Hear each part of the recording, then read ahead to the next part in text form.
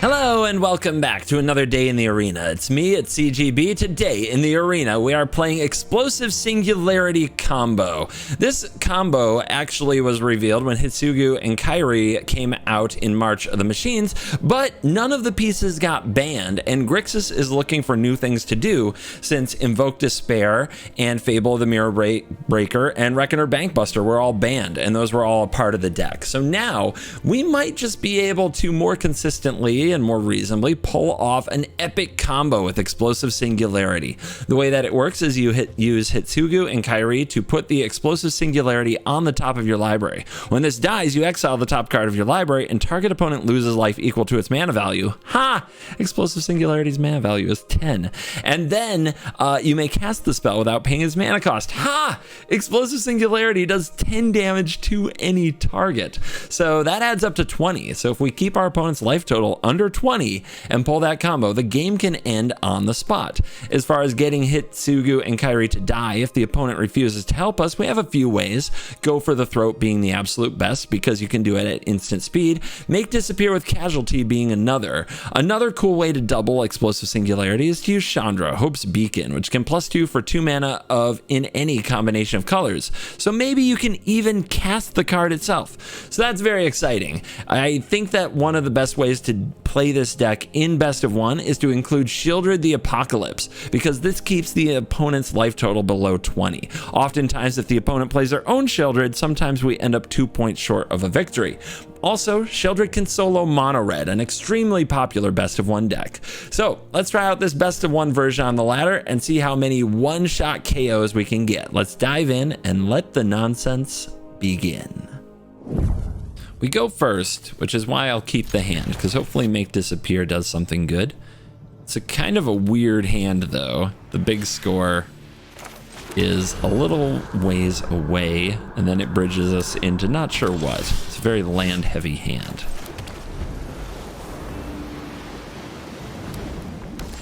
No plays yet from the opponent though, so we have all the time in the world. Restoration of Iganjo. Counter. Might as well get started with the counter spells. I'm guessing if the opponent kept a hand like this in the enchantment deck, it probably means that they're going to cast Hallowed Haunting next turn, and as you can see, we're a removal spell away from full combo. There's the Haunting. Let's drop off. So Kenzan, nah, the Ridge. We got enough sources. There it is. All right, go for the throat. Easy. Never didn't have it. So, Hitsugu and Kairi. Rip the cards. Stack the library. Go for the throat. Target our own creature. Exile Singularity. You're dead.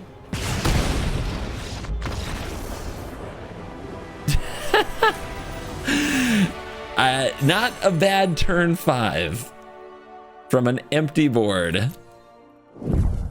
On the play with a Shieldred hand, if we draw a black source and our opponent's playing something like Mono Red and they have Chandra sleeves, this could be a very good hand.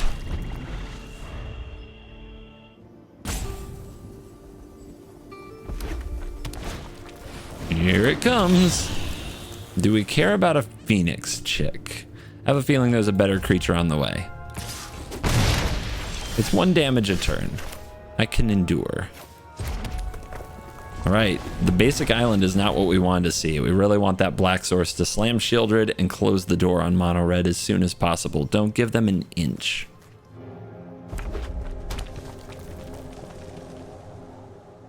Okay, you got your second land. We've got a Bloodthirsty Adversary. I think I'll cut that one down and keep from taking damage. I know it looks tempting to play Brotherhood's End next turn. I'd rather have them commit a bit more. There's another black source. Wonderful.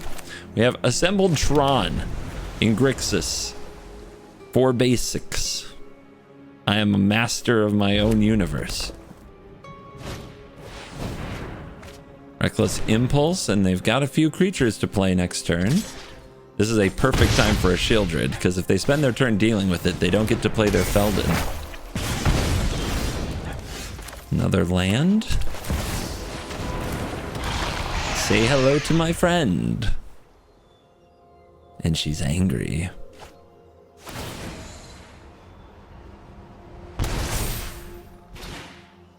The opponent is flummoxed. Flummoxed on what to do about the apocalypse. But here comes Feldon. Here comes an attack. No blocks because we don't want to lose Shieldred to a play with fire. And the opponent passes the turn. There's our first life gain and we have a big score. So let's do that. That's a lot of life. You can almost feel the play with fire just burning in the opponent's hand.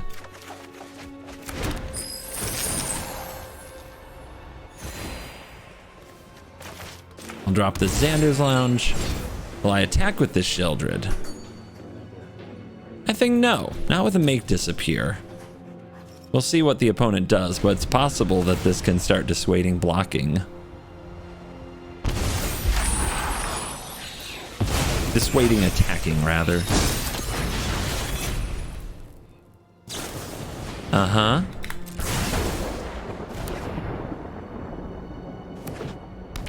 And Invasion of Tarkir denied.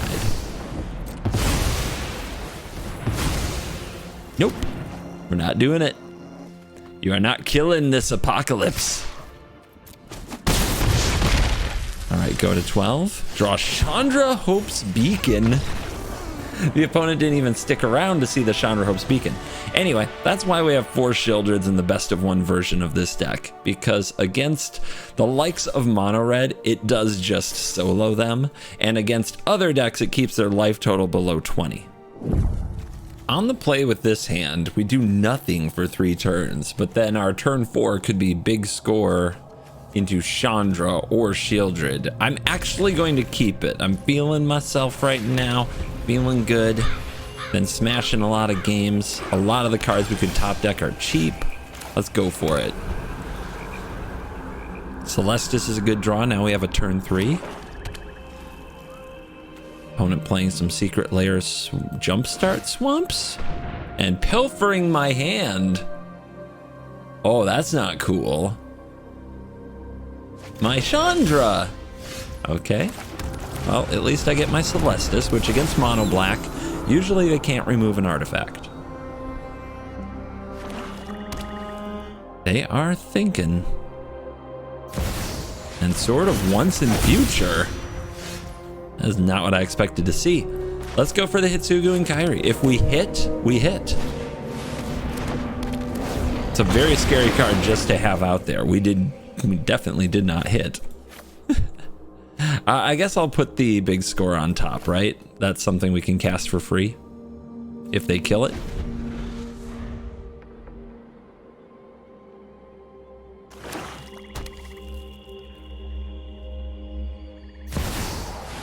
They have their own Shieldred. Gross! Okay, draw. Shieldred with a sword, huh? I'm terrified. How to play this? Well, I mean, I'm not going to be blocking, that's for sure. This is going to get ugly. Maybe I'm just supposed to big score now and try to find a solution.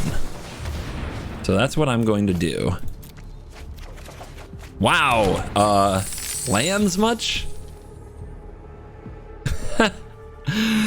Wow.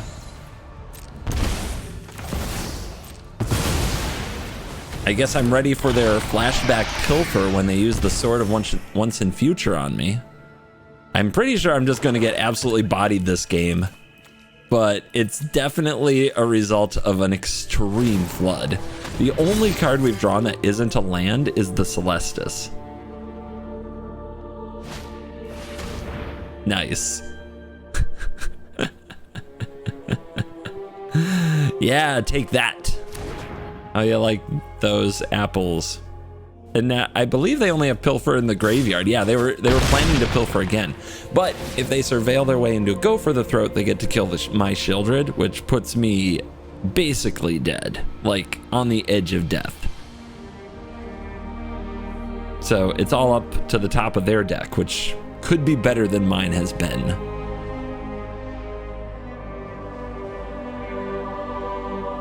Surveil 2, and you can cast an instant or sorcery, mana value 2 or less from the graveyard without paying its cost.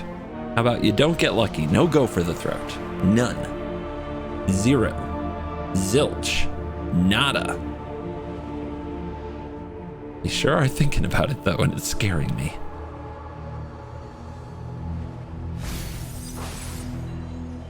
They never didn't have it. What are they?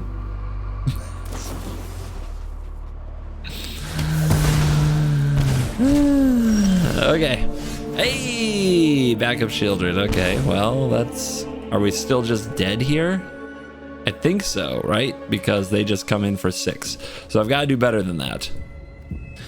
So what does it have to be? Go for the throat won't do it. Chandra won't do it.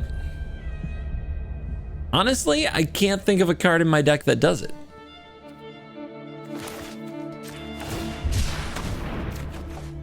That is not it. Yeah, I mean, this game is just over. So I'm just gonna draw and get a look at what I would have drawn. That could have blocked for a turn if I had gotten there, but I definitely did not. Slain by the sword and the pilfer, but definitely the sword. That's probably the best use of the sword that I've seen since it was released. Remove, maybe combo. Love it. Well, the opponent is coming out swinging. Oof.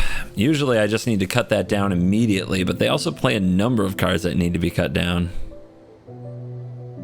If I play the cliffs here, it's very unlikely I get to do something next turn. I think I have to play the tapped land, but the opponent could go double. Yeah, there are things they could do just because I'm on the draw and they're on the play, like double audacity that take cut down right out of the equation. And it looks like they're not. So we hold. And we get double black mana. We did draw the untapped land, but I don't think we'll need it here. Let's play this, see if they play a Calyx. Invasion of Theros. Search their library for an aura, god, or demigod. Put it into their hand and shuffle. So now the key is to never lose the battle, because the backside of this draws so many cards and it's so good. They do get audacity. We will kill their visitor. If they have no creatures, they're of no threat. All right, let's duress them. Perfect draw. We see the ossification, the seal from existence. They have no basic lands. They have another invasion, which we don't really care about. Let's take the seal. They have no creatures other than the naturalist. So once we kill the naturalist, we should be in pretty good shape.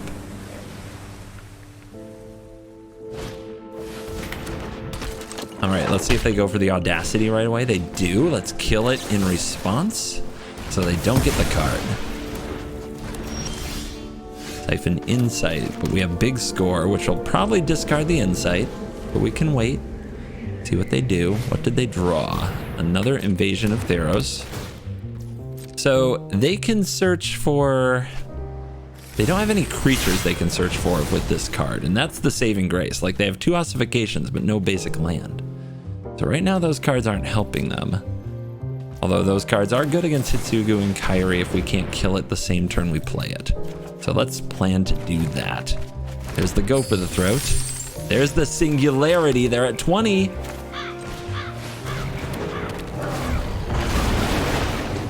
All right.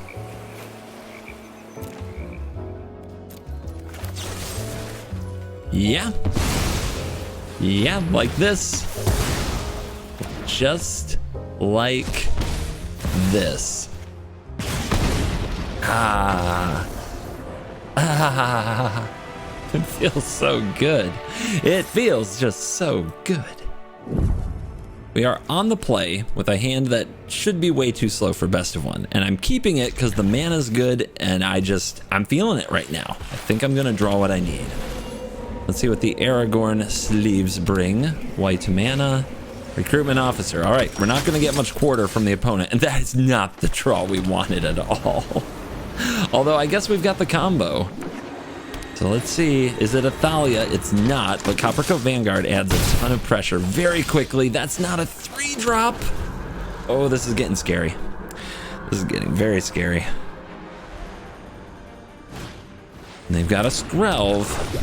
They've got an officer, but they're missing a land.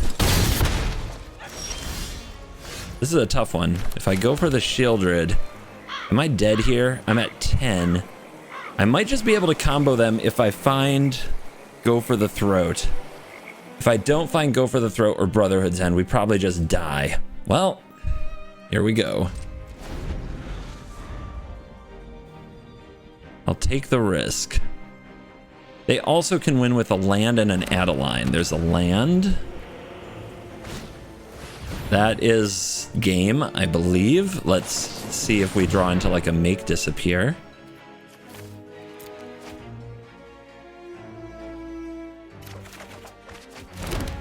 Wow. Yeah, we weren't going to get there, were we? I mean, they might not attack with the Skrelv. They attacked with the Skrelv. All right. Should learn a lesson from that. We didn't draw a single card that cost less than 3 mana in that entire game. Ouch. Just ouch. On the draw with the Brotherhood's End, we can give that a try. If they come out just throwing creatures at us, we can sweep it right up.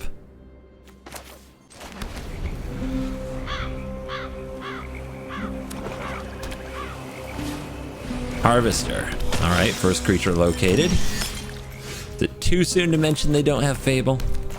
Let's get in that hand. Urabrask's Forge, out of there. Would have been an obnoxious card. So I see Braids and I see Body Dropper. Rakdos Sacrifice? Look at all these creatures. And they're backing up? Yeah, the Brotherhood's End is gonna happen. Interesting that they backed up on the Dropper. And that's why we run the card.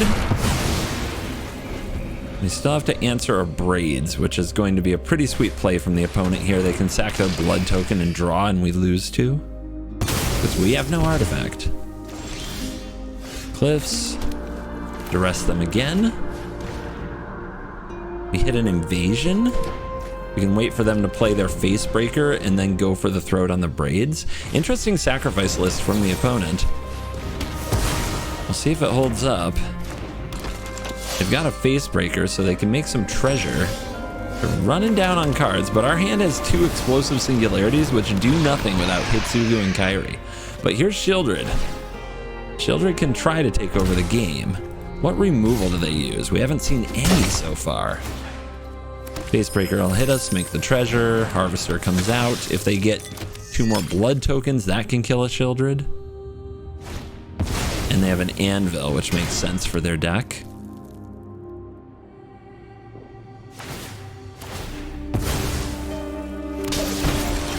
And we draw the card of the day. I guess we can attack first, right? See if they block it. As obviously doing a little damage to them might change how they want to approach this turn. It's Sugu and Kairi. Do we get a Go for the Throat? We do not. But we'll put both of those on top. And play out this land. Hold the Lounge so we can draw. Oh, they're in trouble. They're going to come in with a Facebreaker because it has Menace, so they get their treasure. I have a feeling they're not going to kill Hitsugu and Kairi. They're going to use Facebreaker to exile the top card. They can play it this turn. What is it? It's Annihilating Glare.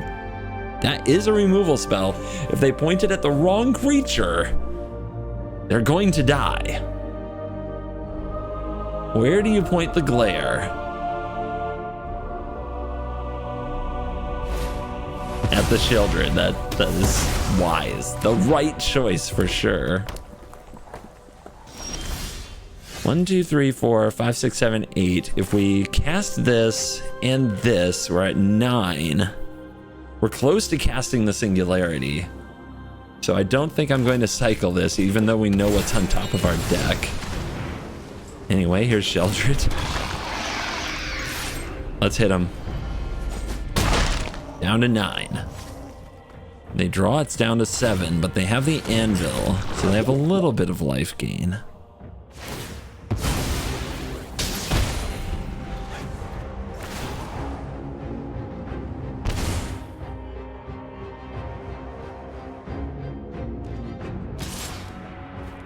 Facebreaker coming in again. They're going to use it to draw again.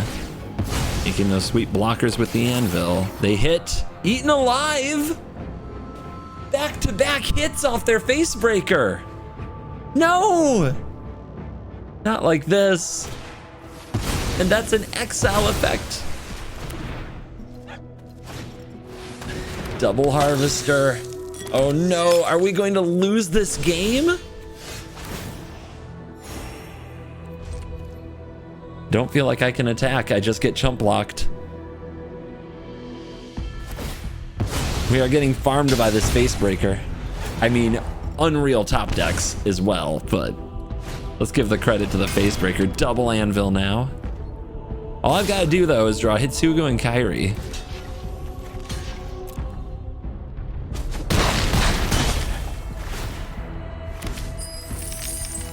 All right, 3 hits in a row from Facebreaker. They had no removal the whole game. They top decked it twice in a row. Third time. Diabolic Intent, a tutor. Are you kidding me? A demonic tutor effect.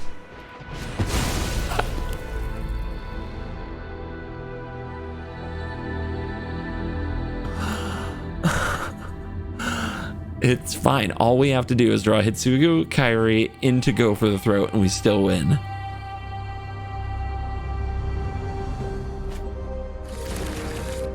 Come on, they've had 3 amazing, perfect top decks in a row. Give me 1.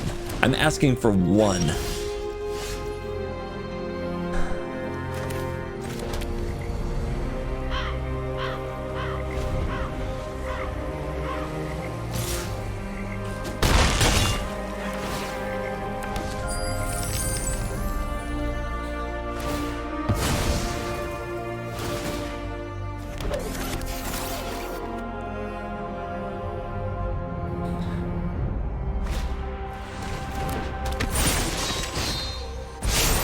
One last shot.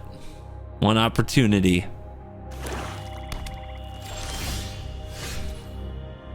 One land short. God. Oh, that hurts. That one's gonna hurt for a while.